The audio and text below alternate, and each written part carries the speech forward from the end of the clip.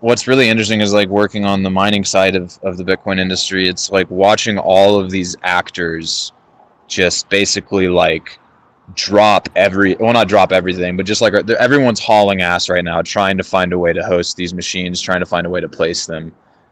People that that have never mined before, are like are talking to me about like they're like, hey, how can I get in? How can I get involved? Like, how can I do this? How can I host rigs easily? Like, what's the best way to get into this industry?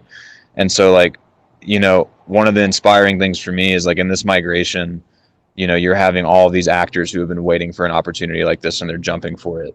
And if it's done right, then we can have an even more distributed hash rate. But one of the problems is it's going to be a lot easier for the bigger companies to move.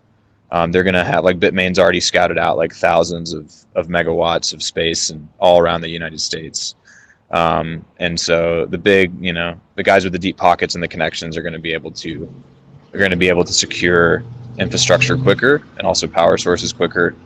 Um, but you know, part of me wants to believe that there's also a chance that a lot of people in the United States and elsewhere who have been waiting for a chance to to mine are using this as an opportunity to scoop up some cheap ASICs and find some rack space. But it's really hard. Like basically the problem right now is there's nowhere to host these machines. Like we don't have infrastructure built out for this because it's really hard to convince people I mean in the various industries, right, in the warehouse industry and the electrical industry and like all of these power generation industries, like you have to explain Bitcoin to them and you have to explain why it makes sense for them to put all of these really noisy machines in a warehouse and have like people watch over them.